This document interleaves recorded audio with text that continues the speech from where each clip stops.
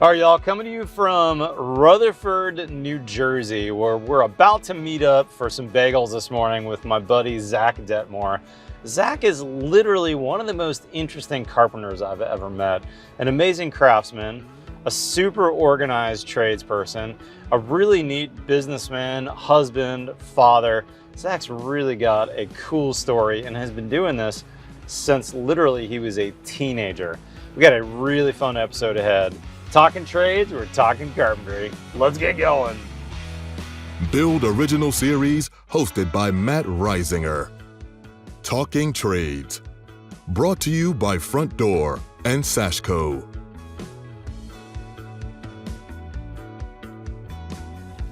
Heard the Jets lost last night. Yeah. What are you doing here? Aren't you from Texas? I needed a proper bagel, Welcome so I to thought New I'd come up to Jersey. New Jersey. How's this everything gonna treat me right here? I think you're going to be pretty satisfied with that everything. That looks pretty dang good. How many jobs do you have going right now? We've got 3 jobs running right now. A full house, live-in remodel, and a front porch. Awesome. Yeah. These days, how much carpentry work do you actually get to do on those jobs versus management? So probably 50-50. So Okay. about 25 hours a week of carpentry and 25 hours a week of management and running the business. That's not bad. It's not too bad. Are you hoping that it would be a higher number of one or the other at some point? I would like to make a strategic hire to make it more like 30 to 40 hours of carpentry again. Yeah. That's what I like doing. That's what I want to be. And you're really good at it. I've seen It's a lot fun. of your videos. So hopefully we can keep doing the work. That's what's always historically worked for us, is doing and self-performing. So we don't need a lot of jobs. We just need enough to support our small team. Yeah. And that's satisfying work too, isn't it? It's great. Seeing that transformation, can't get enough of it. I wonder if we can go see some jobs today. What do you think? Let's do it. All right, let's go. Wow, Zack, look how pretty this is. Not bad, right? Not bad. A house set in the trees with these beautiful rocks. Holy cow. So what's the original age of this house? Originally it's built in like late 1970s. Oh, man. Look how beautiful this is. Let me give you a bit of a tour, show you some of our carpentry work finished. I like it. So what are we looking at here? You said 70s house. How much of this, this kitchen is gorgeous. This has to be some of your work, right? It is for sure. We did 3 bathrooms in the whole kitchen, living area, a little bit on the exterior, a porch. Ceiling's all original though? Is this original kind of 70s work we're seeing here? Yep, everything's original in here. This was actually an addition done in the 90s. So you can see they've got glue lambs instead of the original one, which were just Douglas fir. Solid beams. Yeah, but pretty much every piece of wood you see in here is structural. And is this house have anything famous about it in particular, or what was the company that that built this originally in the 70s? Originally it's called a deck house, an acorn deck house they're known as now, but they're known for having these 8-inch spacings between their timber frame and then the 8-foot spacing. 8-foot spacing, right. 8-inch would be a little bit tight. A little tight. And then they have, this is structural cedar above here. So this wood you see here is 3 inches thick, tongue and groove, that's holding up the whole roof system and the floor system. And am I seeing mahogany windows and doors, mahogany trim in this house too? Yeah, same thing, all original, everything was mahogany, and these new windows were made by the original manufacturer from back in the 70s. It's got to make your heart sing as a carpenter, seeing all this mahogany. It does, it does. And not just painted pine of some sort, right? It's sure, my goal as a carpenter is always to fool whoever walks in the house and not know where our work ends and the original work begins, and that's the challenge. It's always fun. I would say that you definitely have done it on this house, Zack. And here's the homeowner. Hey, buddy. Nice to meet you. Beautiful house. She seems like a great client. She's been pretty good. The check's always cleared. I was just going to say, does the check actually clear? So did you guys build these cabinets? Because I know you guys do some of your own cabinet building, right? We do some of our own, but we obviously subbed this one out because it was so large. Yeah. We've got a local brothers who did the design work, and then they use a company in Pennsylvania to build these cabinets themselves, and they're gorgeous. Oh, really pretty. Maple drawers. Look at this beautiful drawer work too, Zach. Looks like all maple interiors. You've even got dividers, dovetail joinery, undermount, soft close probably for the hardware. Is that white oak? It's white oak, yep, a veneer. And the cool thing is they mortised for the edge pulls in the factory. If you've ever dealt with edge pulls, you know sometimes designers or clients will add them afterwards, and then all of your reveals rub. Yes. And all of a sudden you went from an 1/8 inch reveal to an 1/8 inch reveal with a piece of metal in it, and the client's never satisfied. So if you're gonna do edge pulls, this is really the way it should be done. That's awesome. And if you do it in the field and you use a router, you have all that likelihood that you're gonna get chip out. Yep. So having it done before the finish is applied is the way to go. Huge. And And really like the way it interesting looks. too that you've got cabinetry that's modern but is a little traditional too, like inset doors. I normally think of as a real traditional look, but here very modern.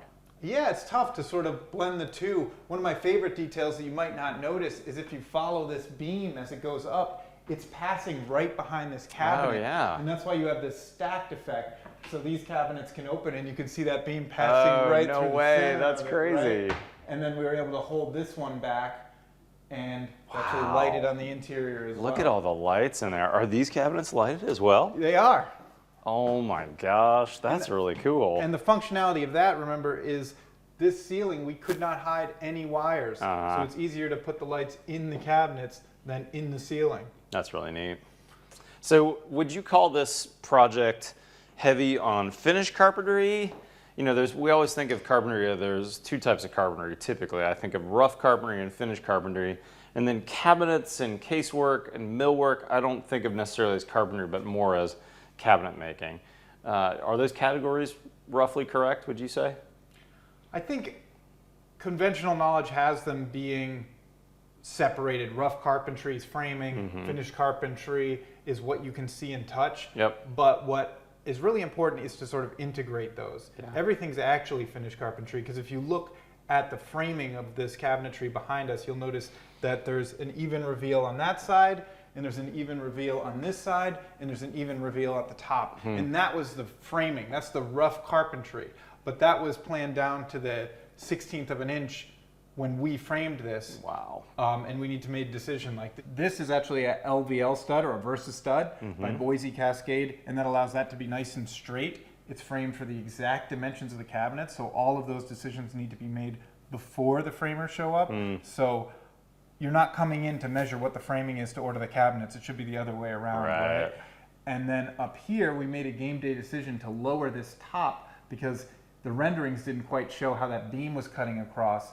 So we made a plywood, basically a piece of L that was screwed to the 2x4 studs on the back wall to support this. Dang. Because when we first put it up, obviously a 14-foot run is going to sag, right? That's pretty cool. So I think that's what we like to do a little bit differently is rough carpentry makes your finished carpentry easier. So instead of us having to scribe things to a bowed stud, we could just run straight through the table saw because we used a timber strand stud, for example. So interesting. So you really want to, I'd love to see us bring those trades together a little bit because if your framing's dead on, tile's easier, drywall's easier.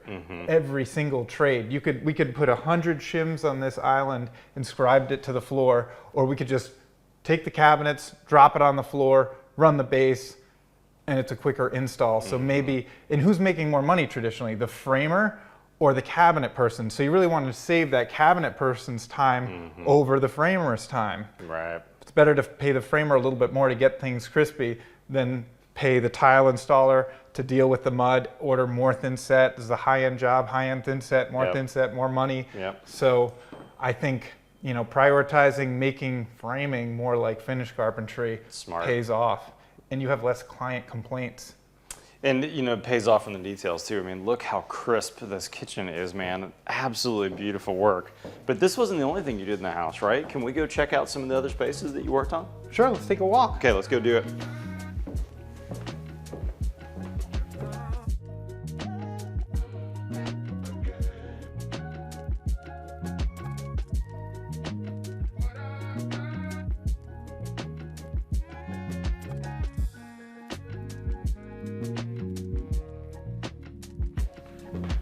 So here's a look at this bathroom suite we did. Wow, this is gorgeous space. Holy cool, right? cow. I feel like you're in a treetop bathroom here. Right? These giant windows. It's nice. And talking about integrating carpentry, we did a build show video actually on Build Show Network about how to lay out your framing so that you have full tiles everywhere. Yeah, so no cut tile on that end or this end because you laid out that rough carpentry in just the right dimensions. Exactly. The client doesn't care if this wall shifts plus or minus 2 inches, which is the width of the tile. Yep. So by having the tile on site, making a story pole, we're carpenters, but we're also making life easier for the tile installers, and the clients get the benefit of not having to look at that little sliver of a tile. That's really cool. And if you ever go to like historic bathrooms from the 30s and the 40s, they usually brought the walls out with mud to get those full tiles. Right. It's only the last 70 years that we've just started being victims to our framing. Start cutting slivers of tile everywhere. Exactly, and just saying, that's the way it was. Oh, well. Yeah, so Zach, I would categorize you as a lead carpenter because you're kind of the head guy. You're doing carpentry work, you're laying people out, you're meeting electricians, you're making sure this fixture gets put in the right spot, you're solving problems. But you also have your bags on and are doing carpentry and rough carpentry and finished carpentry, and you have 2 carpenters underneath you as well. Is that a correct assessment? exactly right. And that's sort of been my job title.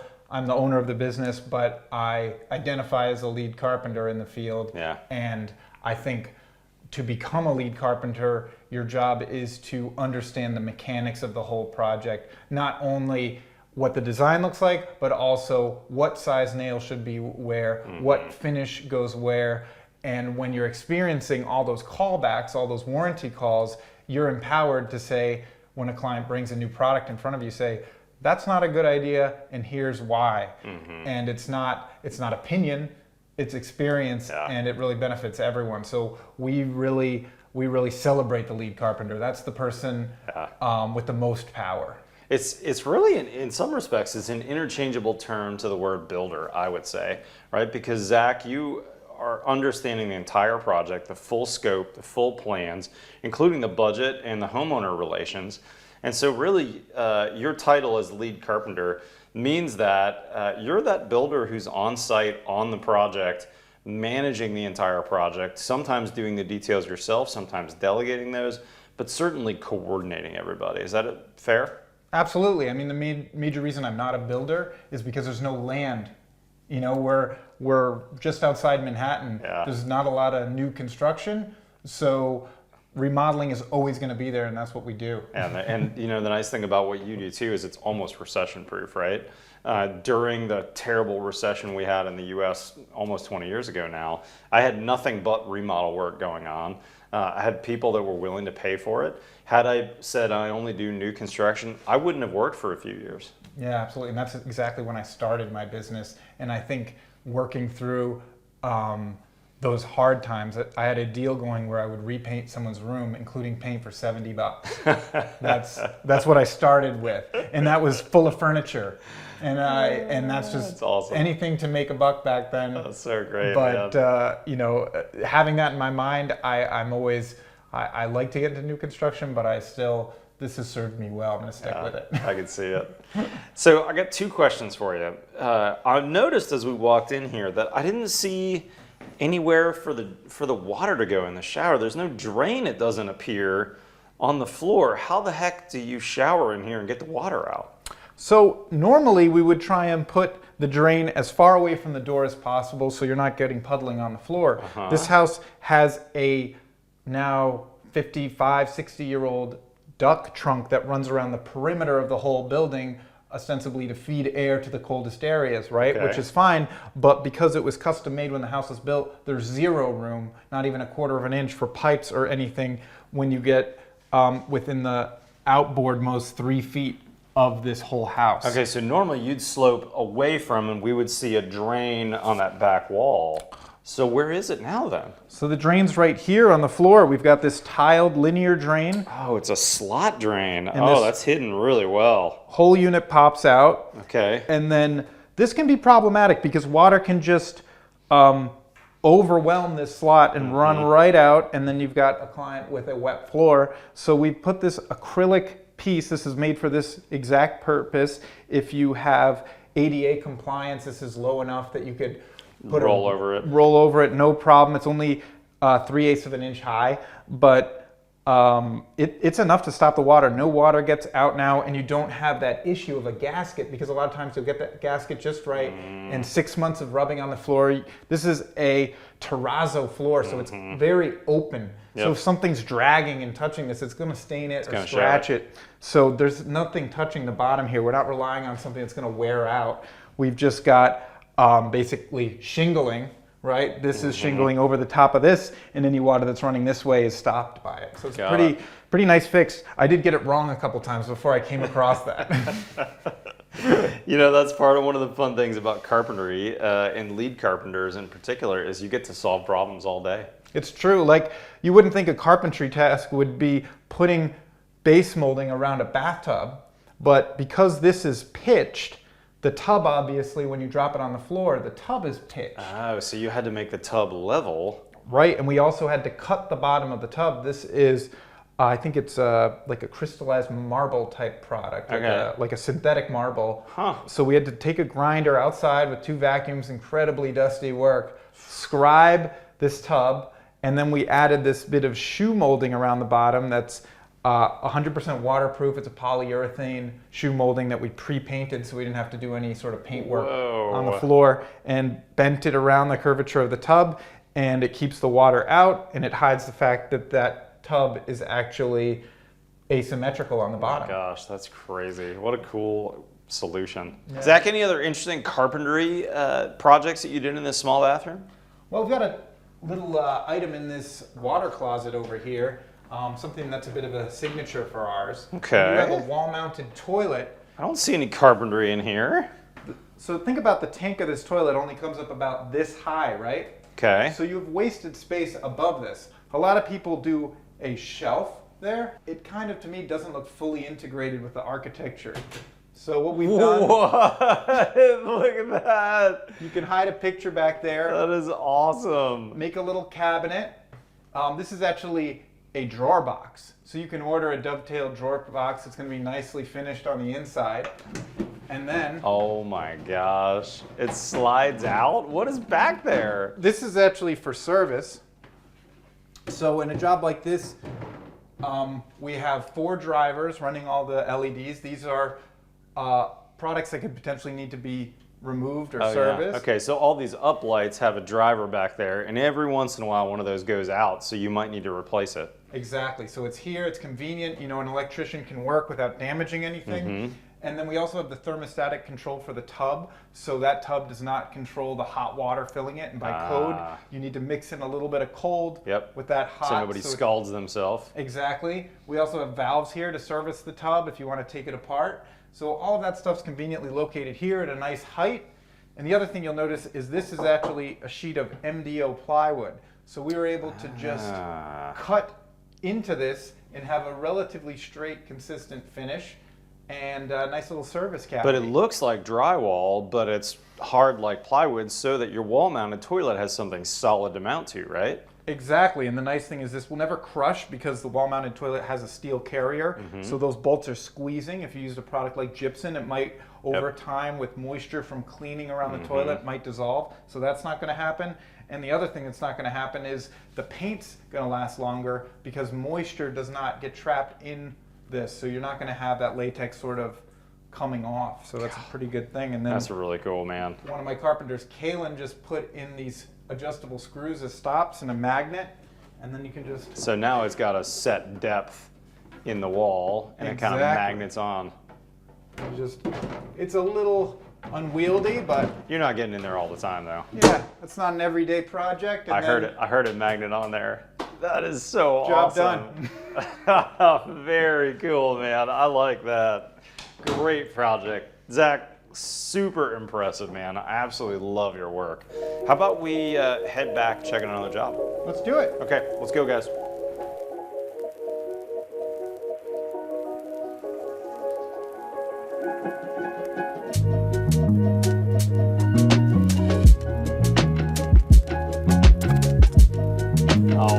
Zach. It's a pretty part of town right here. It's nice, right? Yes. How's it going, Kalen? Nice to finally meet you. It's good to meet you as well. Look at this pretty house you're working on. Yeah, What are you man, doing over here? Building some handrails, doing some decking, stairs. I like it. I like it a lot. It looks like a mix of materials too. Am I seeing some Azek and some mahogany maybe, or cedar going on here? Yeah, we got TimberTech decking. Okay. And then we got Azek that we're wrapping around. And then we have mahogany that we're using for the handrails. And then we got cedar for the balusters. Any of this going on with oversight from a historic district? I mean, it looks like a pretty significant historic house. We haven't had anybody I think it's just the homeowners are Just wanting to do it right. Yeah, pretty big fan of their historical house that they got. So they've been, giving us pointers or whatever they want to keep it true. So what, as the boss on the job, the lead carpenter, telling your other carpenter, what's the hardest part of this job for Kalen, would you say? I think the hardest part is physically executing this. This is really hard because you're dealing with radius work, but you're dealing with old houses, so you're dealing with maybe the bottom radius doesn't line up with the top radius. Nothing's perfectly plumb or straight. You're dealing with all the existing circumstances, then you're dealing with natural wood, which wants to twist. Yeah. So just technically, this is some varsity level carpentry. Varsity? How about you? Yeah, made it. Way The to big go, leagues. dude. You made it. But You get a Letterman's jacket this year, I think, too. Maybe a pro snap. Kalen, tell me about how you started with Zach. I'm curious how you found him and how you got started in the business. Instagram. Really? Yeah, You found him on social media. Instagram? Big, powerful The tool. old Dettmore 101 on IG producing for you. Still paying money. Still paying the bills. Do any of your clients find you on Instagram? Yeah, a lot of them do. That's awesome. About half. And so you sent him a message saying, I'm looking for work, or what was the conversation? Yeah, I had followed him for a couple years prior to, before I even knew I was going to move up here. But then I was in the area. And So where are you from originally? Georgia, Rome, Georgia. Georgia, okay, good deal. Yeah, so after I moved up here, I knew that he worked in the area, and then I had a different job for 6 months or so, and then I just finally reached out and sent him a resume, and I said, hey man, I want to work, or are you guys hiring or anything? And he reached back out, and we went through a process, and here I am now. That's awesome. So what were Kalen's skills as a carpenter prior to starting with you, and where would you assess him today? He's been with you for what, 18 months or so? Yeah, I would say almost maybe a year now, right? Yeah, October of Oh, a a year. year now. Okay, so a year later. So how has he progressed as a carpenter in that year? So yeah, when Kalen started, he had all the hand tools pretty much mastered. He could use all of that. I think it's always the most important thing is the process you're applying. Yeah. Because at the end of the day, the skills you need to remodel a house are huge. Yeah. And the compensation is a pittance Compared to what you have to know. Yep. So you really have to be a master of applying a system to making sure you're working through things effectively and thinking through the task. And he's really, really succeeded at that, because it's a lot of carpenters really get stuck into doing the work, and they're not able to step back far enough to think, all right, how am I going to expedite this process so I'm working efficiently? If I'm cutting spindles, cut all the spindles. Yeah. If I'm drilling, drill everything. That's right. And that's where the money's made, and he's really, really excelled at that. Way to go, Kalen. That's awesome. Kalen, I want to see some of your work, man. Look at this. This looks beautiful. Thank you like very it. much. And is this the famous curve over here that I was hearing so much about? Yeah, that is the famous curve. God, that was not easy, was it? No, Look at it was this. a tough one, but And it's all primed now, but this is all solid mahogany. yep, solid mahogany. And you probably bought it as rough 6/4 or 8/4 stock, I bet, right? Yeah, Zach picked it up. And then milled it down and radiused it. It looks like it's got one joint here too, because you're obviously not going to find that much wood to get a radius out of. Exactly. That's yeah, really it's actually cool. got several joints. Oh, does it really? Yeah, this is like a series of miters. Okay. So it's got one here about every I think 17 and a half, 18 inches is another miter Holy cow. to build that. And how did you join those miters? Are you using some kind of a Festool Domino? Yeah, the or Domino XL. biscuits? The Domino XL, okay, yeah, cool. and Gorilla Glue. That's really neat. Each domino's about, what, It's 100 millimeter. that Which means is- nothing to me. That means nothing. 100 millimeters. That's what? like That's 6 feet. It's the 100s. What are we, German? Yeah, you're right. I don't know, 4 inches, now maybe 5 inches. They're I'll pretty just say long. what Festool gives me. It was 100 millimeters, what it said on the tool. So I'm curious, your boss has a lot of Festool equipment, obviously. Yeah. Did you learn all of that from him, or have you kind of figured some things out on your own too? It's just kind of exposure. Zach's pretty good about, here's a tool, man, you know, like. Try it out. Yeah, try it out, you know, and then. Figure it out. Yeah, I think like with the domino, he showed me one time, and then, you know, kind of sloppy the first time I used it, but now I've gotten pretty comfortable. So all the, you know, fancy tools he's got, it's like over time, I've gotten pretty dialed in on them, I think. That's awesome. The first time you used a domino, I was actually having you record it too.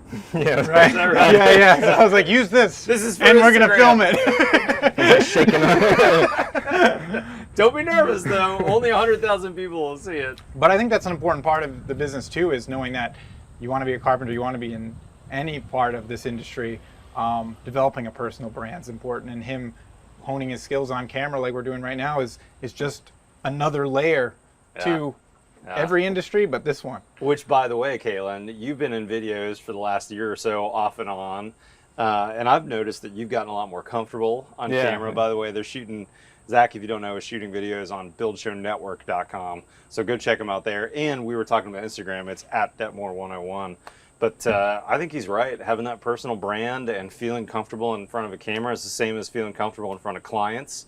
You know, because one minute you're talking to the CEO who works in some downtown New York building, and the next minute you're talking to a laborer who maybe is new to America and doesn't even speak English very well, let alone communicate like someone else. It's one of the things I love about our job is we see so many different kinds of people and different economic backgrounds and different skill sets. It's really fun. It's awesome. It's one of the fun things about our job. Zach, we're going to let Kalen get back to work. Let's How do about we go grab some dinner in the city, because I don't spend much time in New York City. And then we'll meet up tomorrow at Zach's shop, because we got a lot more to ask you about and a lot more to learn about this carpentry trade. With that being said, we're talking trades, we're talking carpentry. See you next time. Next up, I want to say a big thanks to our sponsors and show you what they've been doing to encourage young people to join us in the trades. I want to thank our friends at Front Door for sponsoring this Talking Trades series. If you're not familiar with Front Door, they are reimagining how homeowners maintain and repair their most valuable asset, their home. As the parent company of two leading brands, Front Door brings over 50 years of experience in providing their members with comprehensive options to protect their homes from costly and unexpected breakdowns through their extensive network of pre-qualified professional contractors.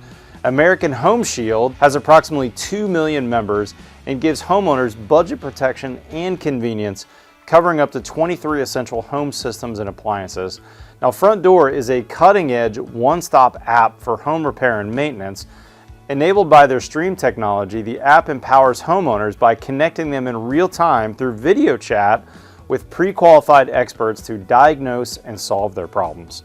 The Front Door app also offers homeowners a range of other benefits, including DIY tips, discounts, and much more. More information about American Home Shield and Front Door, visit frontdoorhome.com. Now, as the largest provider of home service plans in the nation and a network of approximately 16,000 independent contractors, Front Door is spreading the word and advocating to bring new talent into the pipeline by creating opportunities for young people as plumbers, electricians, and other highly skilled professions. Front Door has also been sponsoring organizations committed to the advancement of the skilled trades like Skills USA and Be Pro, Be Proud. I've been to their events. Those are amazing organizations, and huge thanks to Front Door for their partnership in this Talking Trade series. I want to say a huge thanks to my friends at Sashco for sponsoring this Talking Trade series. First off, if you're not familiar with them, Sashco makes a huge line of premium caulks and sealants that I use every day on my high performance builds. They're a family-owned company that makes their products in Colorado, but they also have been a massive supporter of trade school education. Now, if you are a trade school teacher watching this video, I want to tell you about their Class Pack program, which was designed for you to use in your classroom to educate students about sealant technology and application. Now, I've been through a version of this program and it was really fun and educational. You can enhance your curriculum with their expert resources. Learn more at sashco.com/trades-support. Now, if you aren't a teacher, you can still make a difference in this battle to bolster our trade base. Take the Sashco Challenge.